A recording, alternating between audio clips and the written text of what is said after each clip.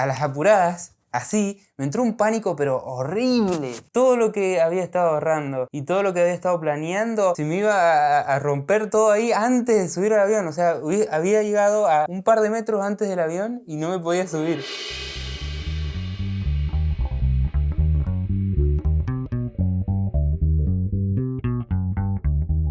A fines del 2018 y a principios del 2019 yo me encontraba trabajando, teniendo mi primer trabajo con un sueldo estable, tradicional. Ya me había independizado de mis padres y estaba viviendo en un departamento, que hice un par de videos sobre eso que los pueden ver acá. Y luego de unos meses de experimentar lo que era independizarme, vivir solo, pagar mis propias cuentas y demás, se me cruzó la idea por la cabeza de qué sentido tenía estar gastando la mayoría de lo que ganaba en vivir solo, pero si seguía viviendo en el mismo pueblo donde crecí toda mi vida. ¿Por qué no aprovecho y me voy a conocer otro país durante un tiempo? O varios países. Entonces fue cuando yo ya había conocido las famosas visas que hay entre Argentina acordadas con varios países, estas famosas visas denominadas Working Holidays. Entonces dije, ya fue, me vuelvo a la casa de mis viejos, me pongo a ahorrar y me voy. Un año después me fui. En febrero de este año, del 2020, pude tomar por primera vez un avión de larga distancia que me llevó desde Chile, desde Santiago, hasta Barcelona. De Barcelona a Inglaterra y de Inglaterra a donde estoy viviendo hoy, que es Aarhus, en Dinamarca.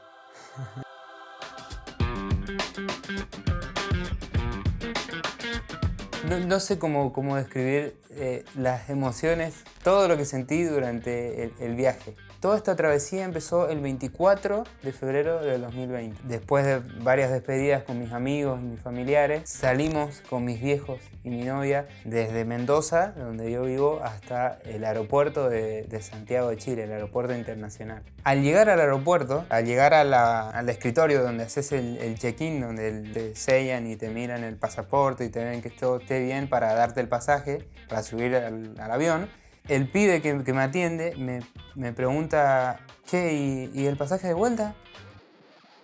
Y ¿cómo el pasaje de vuelta? Sí, el pasaje de vuelta. Y yo le digo, pero yo tengo pensado aplicar una visa que me permite estar un año y dice que no es necesario el pasaje de vuelta. Me dice, sí, no, pero vos vas como turista y para poder entrar a la Unión Europea, según las leyes de Chile con la Unión Europea, necesitas tener un pasaje de vuelta que sea menos de 3 meses después de que ingreses. Y yo no tenía pasaje de vuelta, así que a las apuradas, así, me entró un pánico pero horrible, horrible, porque todo lo que había estado ahorrando y todo lo que había estado planeando, se me iba a romper todo ahí antes de subir al avión. O sea, había llegado a un par de metros antes del avión y no me podía subir.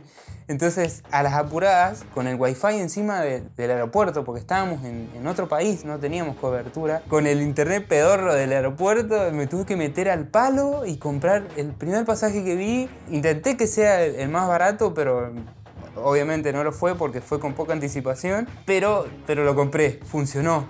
Y con 10 minutos antes de que empezara a abordar la gente, fui corriendo hasta donde estaba el loco, me selló todo y me dijo, anda ya para el abordaje porque está lleno de gente. Así que todo ese tiempo, esa hora que teníamos para despedirnos con mis viejos y con mi novia, pasaron de ser 60 minutos a ser literalmente 5 minutos. 5 minutos de despedida, de abrazo, de beso y de lloradera, pero solo de 5 minutos. Y de ahí tuve que salir corriendo con todo el estrés del mundo sin comer, porque no comí desde el almuerzo, bueno, desde la media tarde, a un vuelo que me esperaba de 12 horas. Así que mi vieja, mientras estaba haciendo todo el tema del pasaje, fue y me compró un sándwich antes de que me subiera al avión, rogando que no me lo fuesen a quitar antes de subir, porque creo que en algunos aviones no te dejan subir con comida ni con bebidas, a menos que las compres cuando ya estás adentro. También tenía miedo antes de subir al avión de que no me dejaran pasar la maleta, porque tenía miedo de que las medidas no fueran y que no me la dejaran subir o que la tengan que pagar. Pero una lección que aprendí es que ni bola le dan. O sea, si tu valija es chiquita, o sea, más o menos a la medida de la valija estándar, la que va dentro de la cabina, listo. Fue la única maleta que me llevé, más mi mochila, y nada más. Hoy no les puedo describir la emoción que sentía cuando estaba en la fila. Era muchísima gente y yo estaba bastante atrasado porque quedaban 5 minutos para que se cerrara el abordaje. Pasé por la seguridad, me sellaron el pasaporte, todo ese tema. Paso por los escáneres, dejo todas las cosas y pongo la botella y el sándwich, rogando que no me dijeran nada. Y pasé con la comida. Salí corriendo, pero con toda la adrenalina de que se me iba a ir el avión. Y cuando ya estaba en el túnel me tranquilicé. Dije, ya está, ya llegué. Y pude entrar y literalmente fueron 5 o 10 minutos después, arrancó el avión. Fue uno de los momentos más estresantes y a la vez emocionantes de mi vida.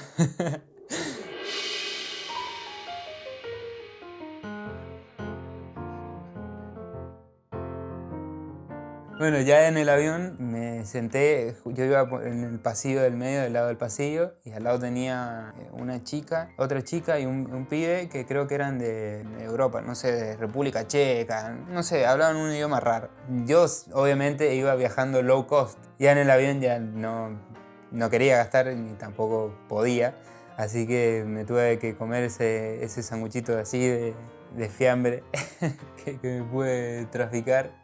Bueno, pasó, el vuelo fue... No se me pasó tan largo porque pude dormir bastante. Y ya cuando estábamos llegando, creo que me desperté como 3 horas antes. Y me puse a ver películas, me puse a ver el Joker. Y ya llegando, ya con toda la emoción del mundo, viendo los primeros paisajes ahí de Barcelona, me bajo y bajamos todos por la escalera. Tienen como unos micros que te llevan desde el avión hasta la terminal, el aeropuerto en sí. Entro y estaba más perdido que profesor en clases online. Y ahí empezó la travesía. Compré un pasaje desde el aeropuerto hasta un hostel que había ya reservado con anticipación, un hostel barato que estaba ahí cerca del aeropuerto de Barcelona. Me quedé esa noche. Conocí un poco la ciudad, que la ciudad se llama El Prat, es la ciudad, digamos, donde está el aeropuerto precisamente. Y al otro día me llevaron desde el hostel hasta el aeropuerto. Y desde el aeropuerto, ahí también pasó una, que bueno, después las voy a detallar en un video. Eso es el video de los desastres evitables. Después también de pasar por un momento de estrés, me subo al avión que me iba a llevar hasta Londres. Llego a Inglaterra y Inglaterra tenía un par de horas. Donde también tuve miedo en Inglaterra porque no sabía si me iban a rebotar o no por el pasaje. No sé, son miedos que a uno se le cruzan cuando es la primera vez que viaja a otro continente. Me subo al segundo avión y de ahí ese avión me traía directamente hasta acá, hasta la ciudad de Aarhus, al aeropuerto, que está bastante lejos de la ciudad. Llego al aeropuerto de Aarhus, nada que ver con los demás aeropuertos, literalmente llegué y había una sola oficina, una sola cabina donde recibían a todos los pasajeros y había un solo señor que estaba sellando todos los pasaportes. Apenas salgo del aeropuerto, justo veo que estaba por salir el autobús. Y había investigado ya por Google Maps y sabía que el número era el 125X. No, el 925X. Y justo lo veo que están ahí subiéndose, así que por suerte en el micro, esto yo no lo sabía, mis primeras impresiones en Europa y en Dinamarca. Apenas me subo, le digo que iba hasta la ciudad y yo tenía miedo porque no tenía efectivo, no tenía 30 euros, pero no tenía en coronas, que es la moneda de acá. Entonces, nada, me subo y me pregunta y tenía el postnet al lado del conductor. Entonces pagué con tarjeta y listo. Y ahí ya empezó un enamoramiento instantáneo con Dinamarca y con la facilidad que tienen para muchísimas cosas, sobre todo para los pagos, para todo lo que es el tema de finanzas, el tema de impuestos, todo simplificado. Así que bueno, me subo y por suerte tenía wifi en el micro. Y también tenía enchufe, así que pude poner a cargar el teléfono. Le pude avisar a mis viejos que ya estaba en Dinamarca. Y también le puedo avisar a Amanda, que después les voy a hablar bien en específico en otro video sobre eso, que es una chica que encontré que me hospedó gratis por los primeros días que estuve acá. Y de paso, obviamente, me mostró su cultura, me acompañó a conocer Aarhus, me contó de qué es lo que hacen, qué los caracteriza y demás. También conocí a su novio y también conocí a su compañero de piso. Fueron los primeros contactos que tuve acá en Aarhus y de los que agradezco un montón porque me tocaron personas increíbles y que me dejaron una imagen súper positiva de Dinamarca, que aún la sigo teniendo a pesar de todo.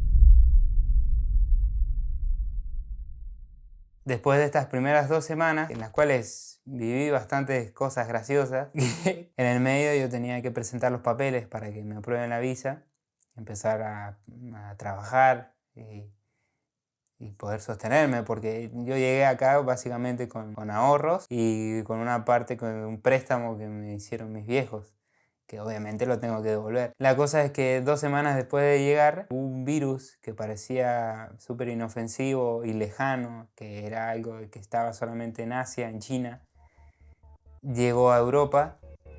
La OMS lo declaró pandemia mundial y se declaró cuarentena a partir del 10 de marzo en Dinamarca y todo cerró. Las visas se suspendieron y todos los planes que yo tenía se fueron a la mierda, literal. Me acuerdo que ese día me sentí súper perdido y asustado y con miedo. ¿Qué iba a hacer? Fue todo muy incierto porque no se sabía cuándo se iba a salir. Y bueno, acá estoy en junio del 2020, casi 4 meses después, y les quiero empezar a contar mis experiencias, cómo he llevado una pandemia estando solo en otro continente, lejos de mi familia, lejos de mis amigos, lejos de todo lo que yo conocía, en un país donde se habla danés, que es un idioma que solamente lo hablan 5 millones de personas en el mundo, pero que por suerte hablan en inglés, donde bueno, me han pasado cosas muy buenas, cosas muy locas y bueno, también cosas tristes, no sé si malas, pero bueno, voy a procurar hacer los videos cumplir. Si les interesa saber cómo es vivir en Dinamarca o cómo pueden hacer ustedes para venir acá después de que todo vuelva a la normalidad, o sobre tips, me estuvieron haciendo muchas preguntas por las historias en Instagram que he estado publicando. De paso, síganme en Instagram. Las voy a ir respondiendo. Más que nada, cómo ahorrar para venir hasta acá, cómo aplicar a la visa, qué tipo de visa es, cómo es vivir acá, cómo es la cultura danesa, cómo es todo, básicamente, todo lo que les pueda compartir. Así que suscríbete en este botón que está apareciendo acá. O bueno, ponete a ver otro video de los que hay ya en el canal, haciendo clic acá. Nos vemos.